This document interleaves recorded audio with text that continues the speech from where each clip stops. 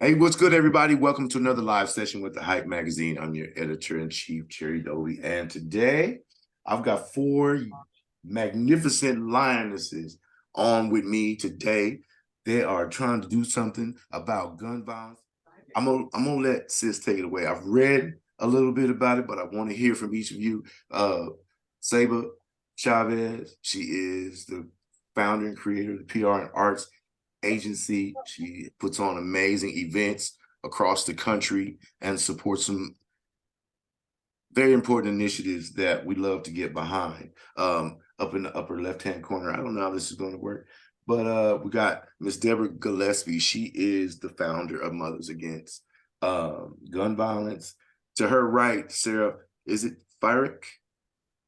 Did I get Yes. it right? Look at me, that's 2 for 2 today. I don't know what's going on. I don't know what's going on. Anyway, I've got Sarah Fyrick. She is an amazing artist, and she's written a song and performs a song called Go Blue, which around all this is based. This fundraising event we're going to talk about, and she's going to donate a portion of the proceeds of her song to this initiative. Like, can't beat that. And then, we got an educated spokeswoman, Safita Artist Mills. She's the CEO and co-founder of an innovative and disruptive, it's morning technology, Gunmark, which I think is about tracking guns across wherever they may be. Saba, PR and Arts. May 17th through the 21st, fundraiser at the gallery. Talk to me, Fridge Art. Is this for the Fridge Art Fair in New York City? Yes. Yes. Oh, Good morning, exciting. Jerry. Good Yes. morning. Thank you for having me, and shouts out to the Hype Magazine. Always appreciate your support and encouragement, not only for myself, but for our artists and our initiatives. Great to be here with you, Mr. Jerry Doby. So yeah, today I'm excited to talk about Code Blue, an interactive art exhibition that we have coming along with the Fridge Art Fair. So we'll be opening doors. Fridge Art Fair is a non-for-profit art fair. I've been teamed up with them for 3 years now as their curator and director under Eric Ginsberg, who's their original director.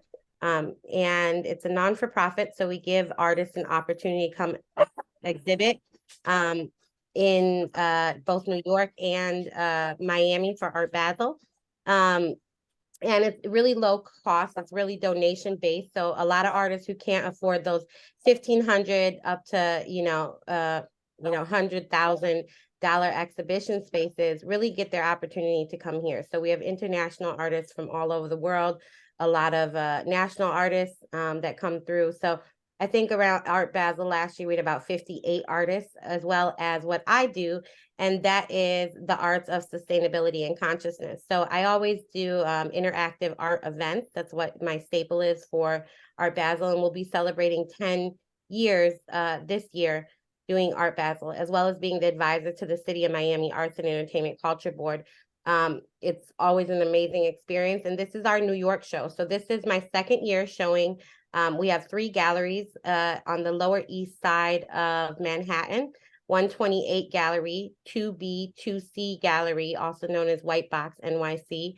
And we have 2 Boots, which is a pizza parlor and gallery in Brooklyn that we will be showing May 17th through the 21st. Now, this particular exhibition that I have these beautiful sisters with me that are joining me is called Code Blue.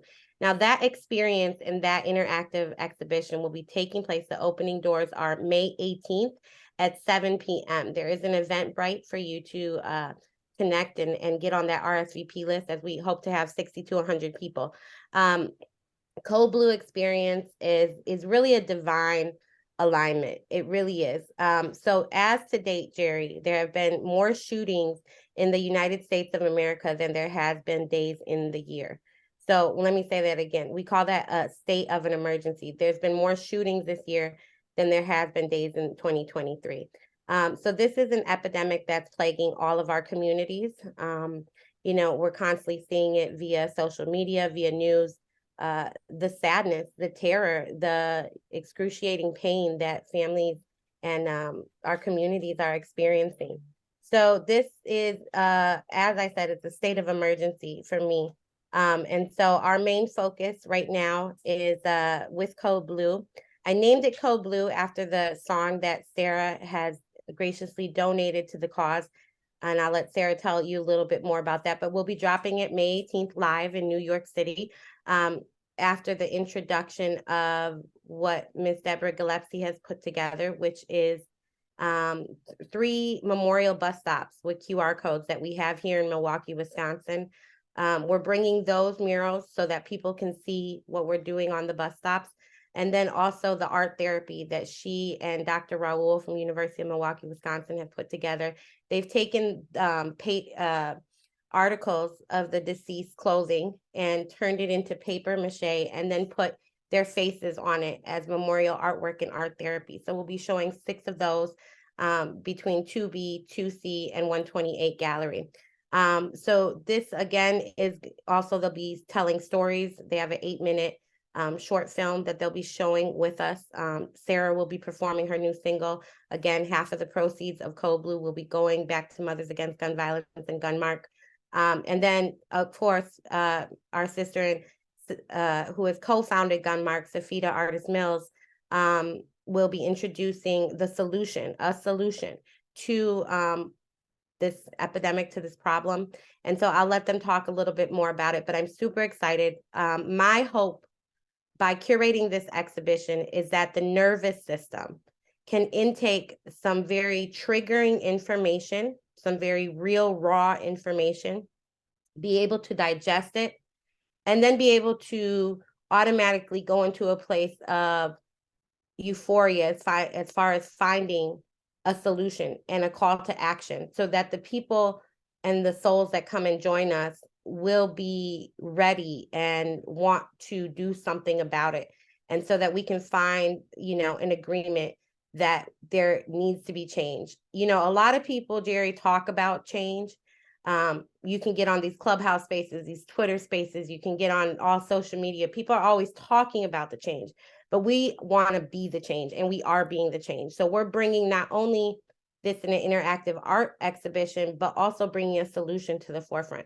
So it's an honor and a blessing, and I look forward to seeing everybody in New York City. Thanks.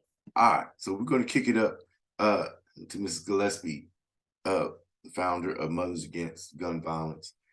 Appreciate you being here. As is in the news and has been stated here, since January 1st, there have been more shootings this year than the number of days that have expired. It has continued to escalate, and the more and more people scream about and argue about the Second Amendment for whatever reason they may have on either side of the question, I will try to remain neutral. But the bottom line is the numbers are up. If you're blaming people for killing people, that's righteous. But if people don't have guns, knives, clubs, bludgeons, whatever, they don't have the tools and resources to kill people. If you make those tools readily accessible, we're seeing the results. Mrs. Gillespie. Are you asking me to comment on that, or was that I don't need you to comment. I stated facts. I want you to talk to me about Mothers Against Gun Violence. And you know what? Because we have here 4 women. Women have been the backbone of our country. I don't want to tell you what to say. You already know what to say and what the people need to hear. And so I'm going to shut my mouth and just say, Mrs. Gillespie. Well, thank you. I'm honored to be on Hype Magazine, and have the opportunity to talk to your listeners, readers. I would say that regardless of guns, if they existed, people would kill people. I mean, you go back to Adam, to Genesis, someone killed someone with their bare hands. But the difference is between having an instrument of death versus not, mean other people are affected. We've got children who are now being killed by bullets, and that shouldn't be. I looked up this morning the gun violence archive.org, And we've lost over 6,000 children to gun violence in America. I mean, that's a tragedy. Over 6,000 children. The total number of deaths in America was over 15,000, and that's to date for 2023. The archive's last registered entry was May 13th. This is current information. Mass shootings. Sable mentioned it, touched on it. Over 213 to date in America. Something needs to be done. And when I heard about Safita's gun mark, it's the answer. And, you know, I want us to take it even a step further, which we agreed upon last night. We want to go after taxation on all gun sales and the ancillary products.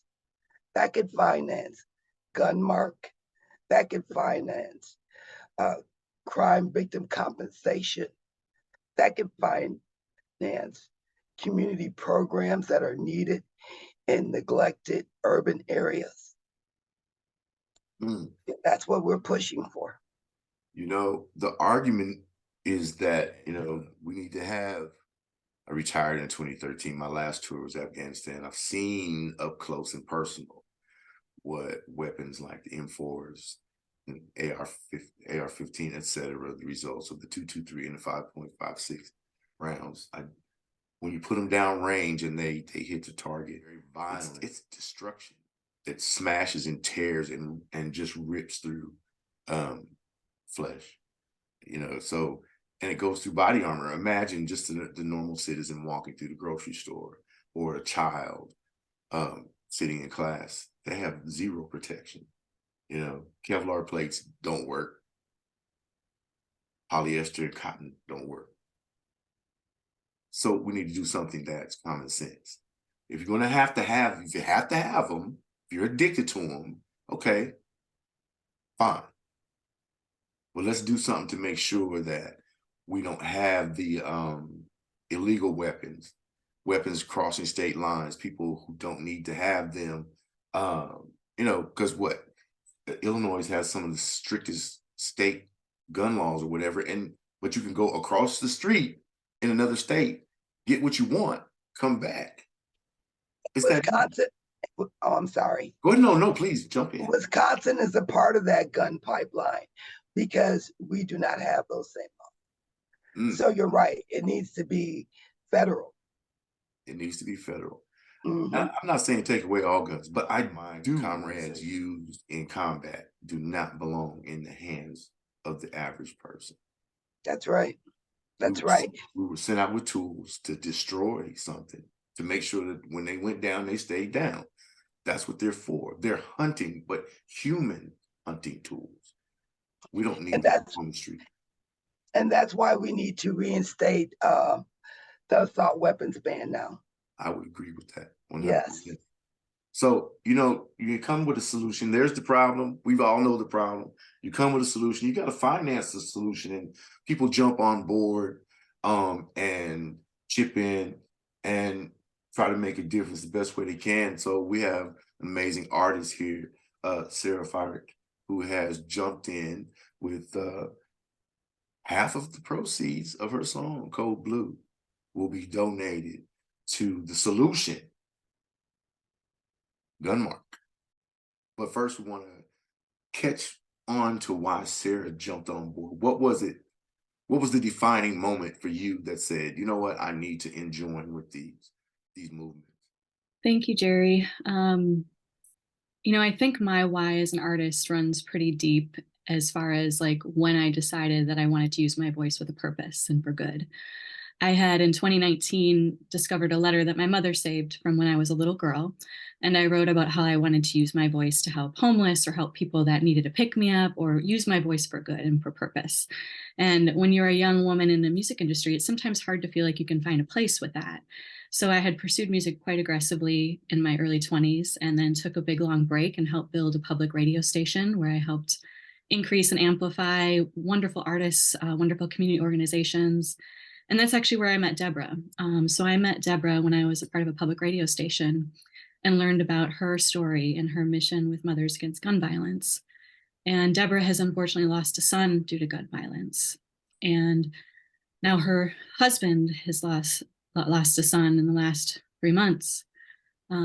Deborah and her husband Gary have become dear friends of mine. And when I met Deborah, I could just feel that pain, like losing a child. I can't imagine that.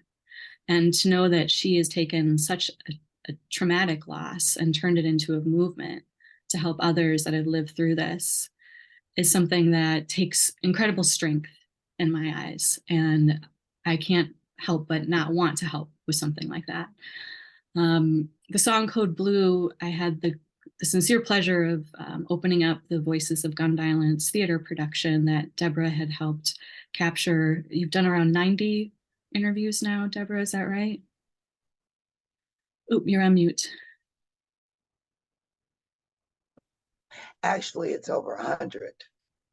So Deborah's worked tirelessly to collect, the stories of survivors of gun violence, and my song Code Blue opened that show.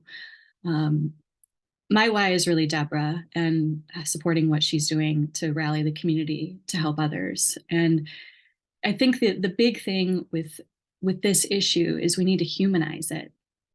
I sent Saba a text message the other day of a quote that came to me, and it was, "Our collective grief needs to be louder than the guns," because so many people are grieving.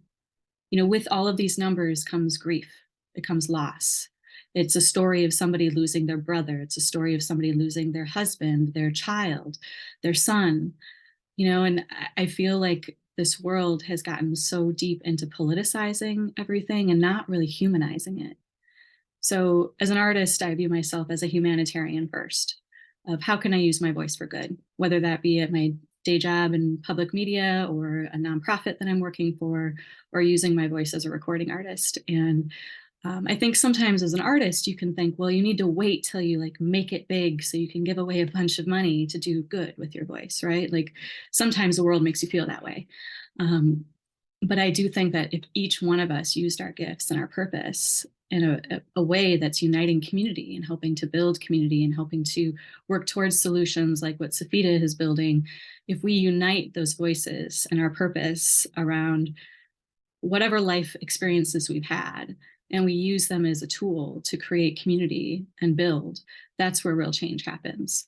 So, when you think of Code Blue, it's a medical term, right? All hands on deck.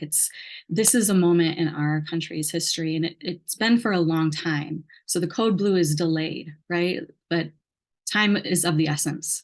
So we have to unite our community. We have to unite our voices. And I'm hoping that my song, it's a grief song. It's a song about abandonment, about loss, about feeling like you still have somebody in your presence that may not be here in the physical anymore. And it's not a happy song. It's a song that's meant to evoke those emotions of grief.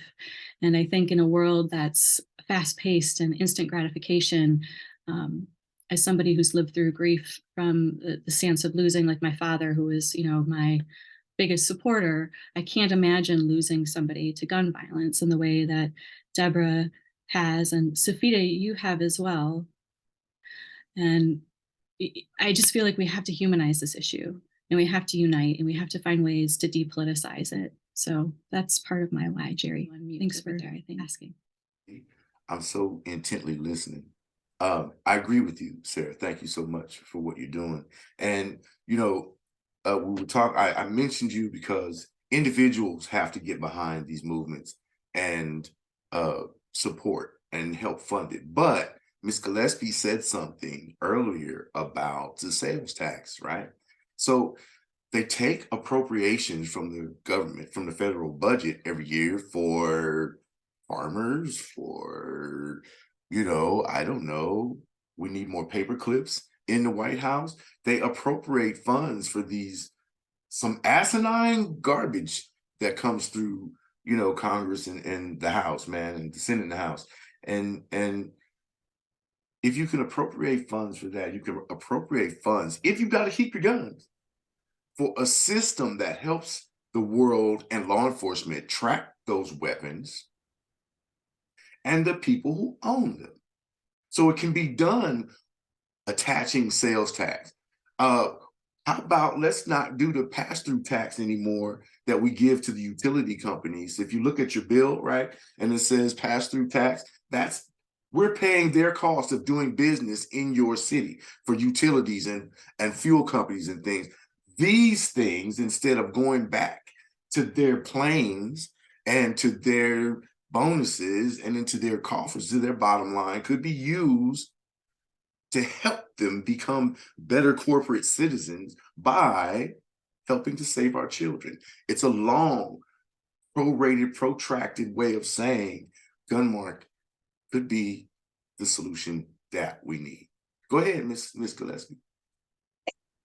Preach, because presently the government is collecting over millions of dollars from the gun industry as we speak. They are taxing them. So either they give us a percentage or two, or they increase that tax a percentage or two. This is our proposal for funding Gunmark. I agree. I was looking at a hotel bill in Florida, DeSantisville. Anyway, I was looking at a hotel bill there, right? And you know, they delineate each item, you know, this resort fee and user fee, and you're here in Florida fee, and I just don't like tourist fee. And so they can do that kind of stuff in each state, right? And add it to the resort fee bill. A lot of those resorts, Florida has hunting sanctuaries, you know what I mean? There people bring their guns and they go and use them. They have lots and lots of shooting galleries, and it's a military state, so there are shoot houses and recreate. I mean, you get the point. So here we have Gunmark. We've got millions of guns on the street. You're issuing them. Can Gunmark be used at the manufacturing level so that it hits the streets trackable? They are doing it right now, in case you think I'm being like really trivial, but those entertainment drones that you buy for your kids, you have to register those with the FAA before first flight. You have to register your cell phone number. If you're going to send a drone up out of that box, you have to register that drone. Okay, why not weapons? Is that an invasion? Too much of an invasion of product? They're already doing it. Safita, come on in here, talk to me. Yes, thank you, Jerry. Definitely an honor to be here and to speak about this. It's very emotional for me. Just listening to everybody, and every time I think about Miss Deborah, like it's heartbreaking. I always speak about the indirect victims of gun violence, which are usually, the family, the friends, or the loved ones of those who have fallen victim to gun violence. And personally, I lost my father due to gun violence. My father was murdered around the time I was 12, 13 years old, and they never found who murdered my father. So there's no closure, and you think that as time goes on, that that healing process is a lifetime. It never goes away, and it just takes the right situation or something that triggers that grief all over again. And so dealing with that, and then during the middle of the pandemic in 2020, I lost my 24-year-old cousin to gun violence.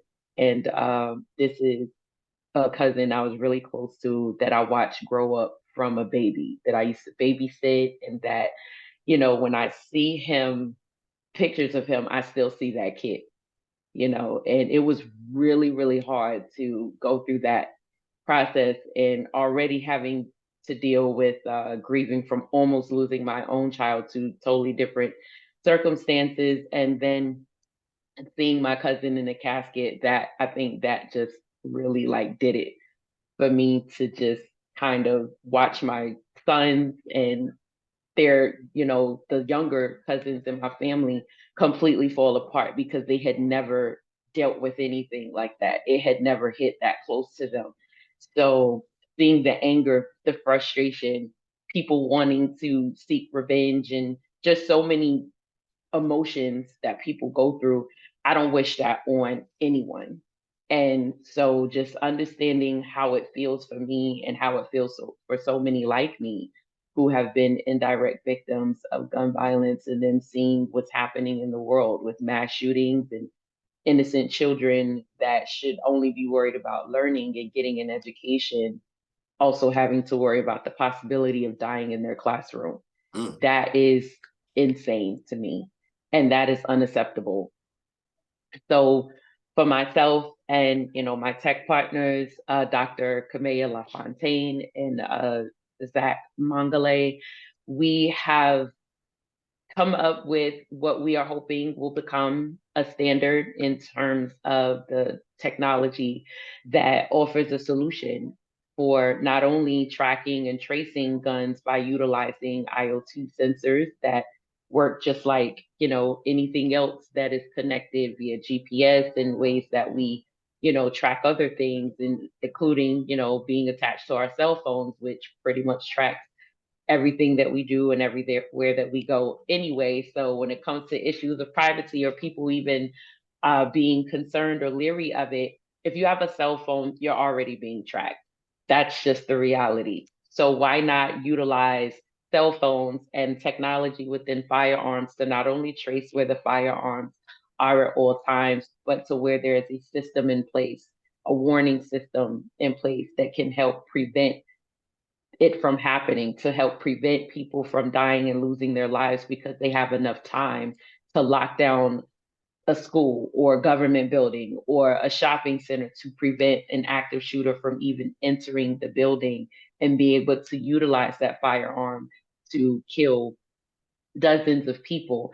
So we felt, aside from our people arguing over the right to own firearms, just my own personal belief, I do believe that people should have the opportunity to protect themselves, but at the same time be held accountable and responsible for being a gun owner. And that is one of the things that we've also incorporated with Gun Mart, which is powered by Birthmark Technologies. And it's like creating a system that where you have kind of like a gun passport, where you're able to know that this person is a gun owner, they're a responsible gun owner, there's nothing that's been reported with this person and their firearm. Imagine being a gun owner and somehow your child or someone in your home gets access to that firearm, and you're able to get an alert that your gun is no longer where it was supposed to be, and then being able to locate that gun. If there is a firearm that is used in the commission of a crime and that firearm was stolen, imagine that gun owner being able to immediately report that once getting an alert that their firearm is no longer in their glove compartment or wherever the location and where it's supposed to be safely stored. And they're able to report, well, my firearm has been stolen. Now, if that firearm is used in a crime, then now that person is no longer responsible because it's been reported that that person's firearm was stolen. There's so many aspects to this, and it's not a one size fits all type of solution, but being able to build things where gun owners don't feel demonized because of people who misuse them and use them to take people's lives, or to use them in ways that is not lawful. They should not be punished for that, especially women who decide to carry because of violent crimes that happen against women. I feel a woman should have the opportunity to protect herself, especially with what we hear going on with just a woman rejecting someone's advances and losing their life for it. So it's not just an issue of should people own guns. People have the right to protect themselves, their property, their families. But in the event that someone is not lawfully utilizing that firearm, they should lose that privilege, because I believe it is a privilege in order to be a gun owner. So just looking at ways that we can provide this solution and prevent the mass shooting from happening. That was one of the things that we wanted to focus on, and hold the manufacturers accountable to be able to incorporate this technology so that these firearms can be tracked at all times. And in the event that one is used to commit murder, and that gun is able to be located, because that's another reason why so many people are not held accountable for taking people's lives, because if they can't find the weapon, usually the case is a lot harder to solve. And that's one of the many reasons that we hear why no one's held accountable, because they cannot find that firearm that was utilized to take that person's life. So it's really important. It's very personal for me and my partners, all of us that are involved. This is very personal for us. And even if it hasn't happened to you directly, I'm from Brooklyn, from Brownsville. It is an area of Brooklyn that has experienced a lot of gun violence, a lot of things I've seen at a young age, just coming from an urban community that where that's prevalent, where you hear gunshots all the time and it almost feels normal because of you being in that environment, and it's not normal. And we have children growing up in society that's starting to probably feel like this is just a normal thing that happens.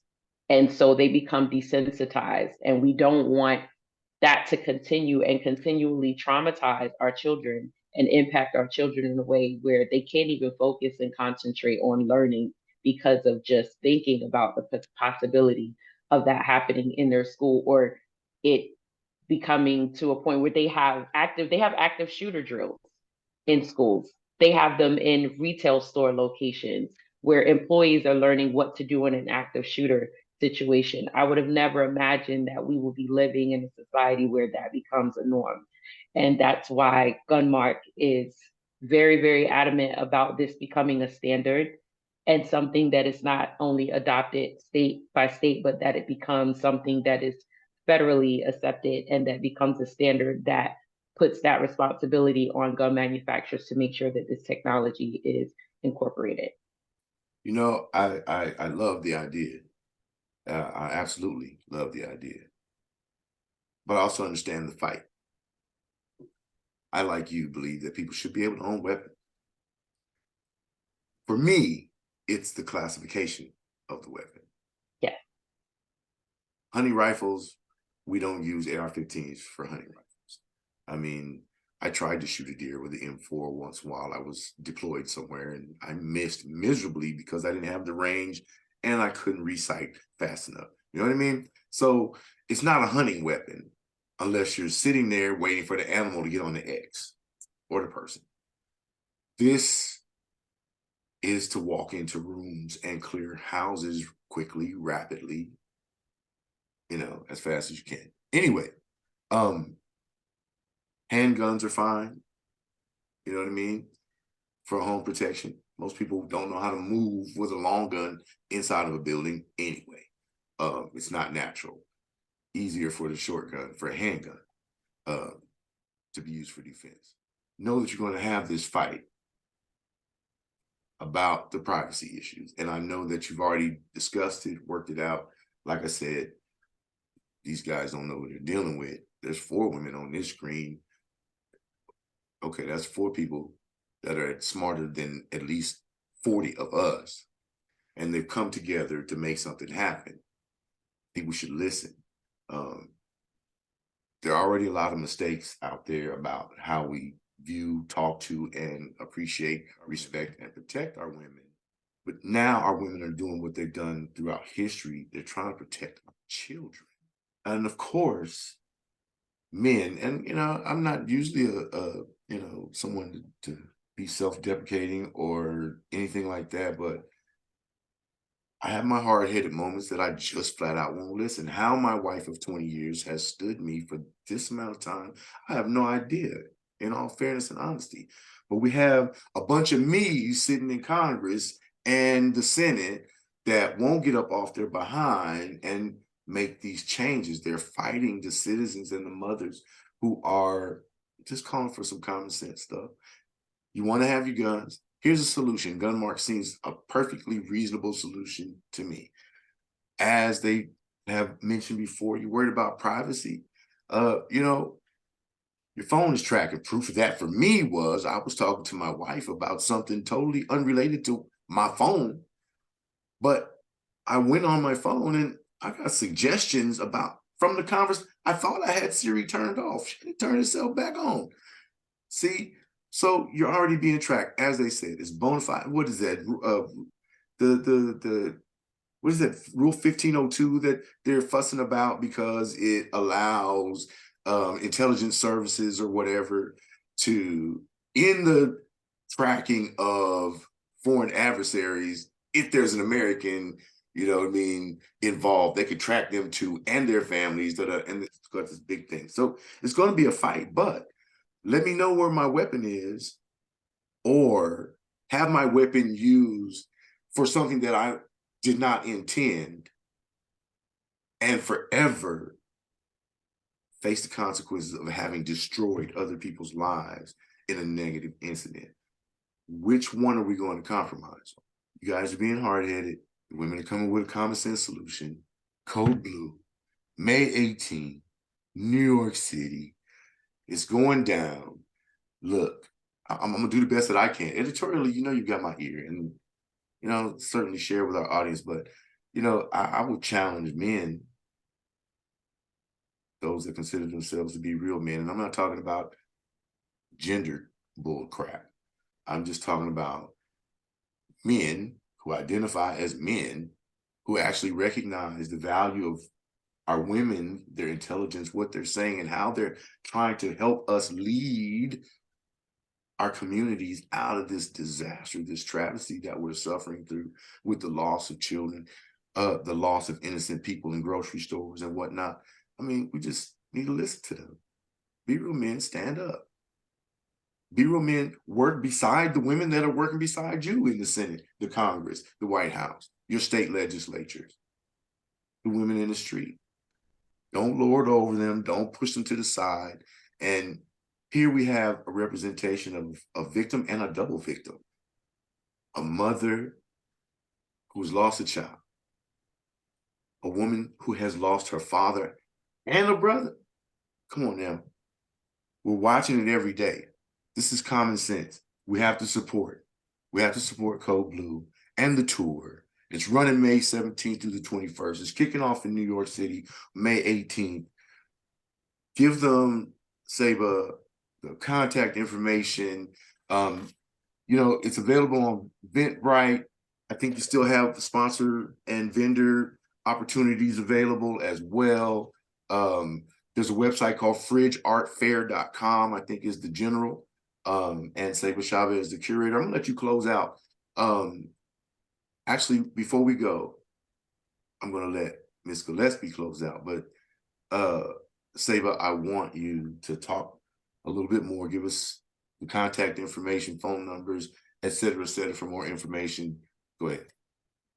Okay, well, again, thank you for having us. And yes, you can find us. Currently, we are looking for donations and sponsors to make this New York exhibition still happen. So we are doing a current fundraiser, as well as the exhibition is the fundraiser and start to the tour that we will be taking, as well as the play to Washington, then Baltimore, Chicago, Detroit, Milwaukee, Atlanta, Miami, hopefully Vegas, and LA, and we'll close out in fall. And so this is the start of that. And so, yes, we need all hands on deck. We definitely need sponsorship, donors. If you are donating for the fridgeartfair.com exhibition, it is tax deductible, as we are a non-for-profit. So I just want to put that out there. We're in need right now. So if you can help, even if it's $1, if it's $5, and if you can't, at least please sign the change.org petition that we have up. And yes, you can reach me at 305-988-4345, as I am the curating director and here to answer any questions.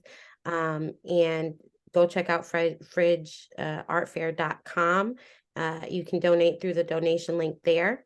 Or you can check out any of our social medias to find me. I'm at 1STLADYCEIBA, so that's at First Lady Saba, and at PR and Arts with the S Agency on Instagram, as well as Safita, Sarah Fioric, and Mothers Against Gun Violence. You can find us all on Instagram, and we'll continue to keep raising our voices and using our voices until we bring the solution. And that's it. That's all I have to say. I look forward to seeing everybody in New York. Thanks for having us, Jerry. It's an honor. I appreciate you trusting me with the story and giving me the opportunity to share. You know what I mean? And support. You know, I might be retired, but I ain't retired. I'm still wearing a uniform. You feel me?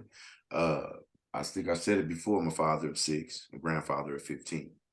Um, Wait, before we go to Deborah, can I just say one more thing, Jerry? yeah, yeah. You know, Hype Magazine, for as many years as y'all have been around, are very artist centralized.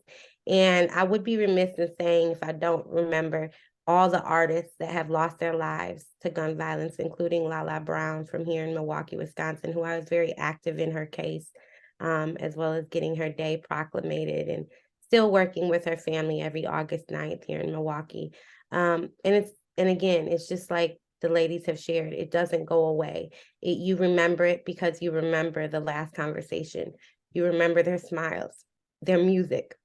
And we've lost a lot of artists, a lot of artists. And I've had to sadly be a part of that journey as we create and maintain legacies as senior publicists. It never gets easier. And I'm really over hearing these stories. I have a 4-year-old that is in school, and you know, to be honest with you, I'd rather homeschool him right now. And that's just the reality. I think one of the things that was saddest for me to hear about 2 months ago was that they want to teach teachers how to carry firearms in their classrooms. And teachers are, no, I'm here to teach our kids. I'm not here to hold firearms.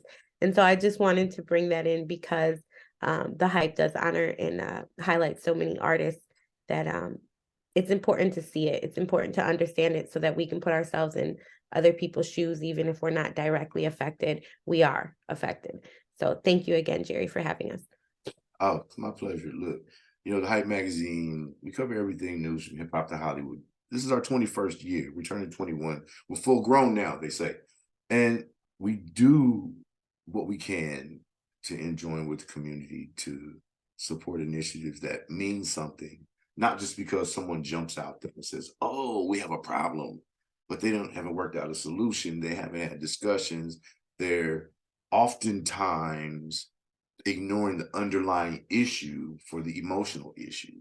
I'm gonna leave that one in. Anyway, so one of the highlights I found out about the exhibit for Mothers Against Gun Violence is you present gun survivor stories through QR code, paired with like bus stop memorials by a muralist named Natalie Dirk. And can you talk to me about the art therapy element that is part of your program? Yes, I was blessed to connect with Professor Raoul, who makes portraits out of different things. And I asked, could he do that with clothing? And no, I take that. And he said that he did. He had a project that he had did with another group. And I was flabbergasted because I knew what that would mean to our survivors who had lost someone to gun violence. And the class, we had to downsize it. He only could do 8, 9. It was 9. And it was hard, but we came up with 9 families, and they collected their loved ones' clothing, and now it's portrait art. And I literally had to connect with all these survivors to get those photos back. And they're just so excited that they're headed to New York. Everyone called me. Okay, are you coming to pick my baby up? Are you coming to take him to? They were naming the portraits by name. Is Michael going to New York? Like they're still here. If something happens to any of those portraits while we're away, we can't come back. So it was therapy for all of them. I mean, the class, which we have a tape of that'll be playing in New York, a lot of crying, a lot of happy moments, but working with their loved ones and creating a base from it was just cleansing and beautiful. And thank you, Raul. That's what it was like. This has been one of the most amazing conversations and valuable conversations to me. Very high up on the list for this year. I want to thank you again for the opportunity. Saber, thank you for granting me this opportunity. Ladies, I want to thank you for trusting me. Hype Magazine Live Sessions. We out.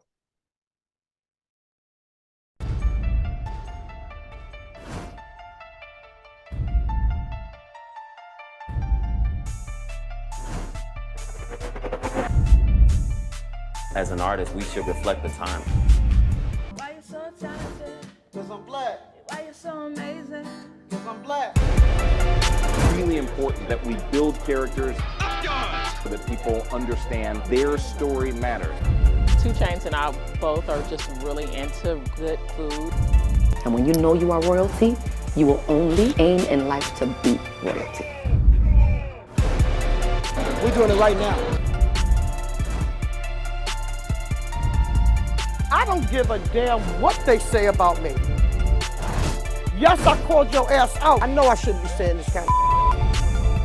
Shout out the Hype Magazine Network. Shout out to the Hype Magazine Network.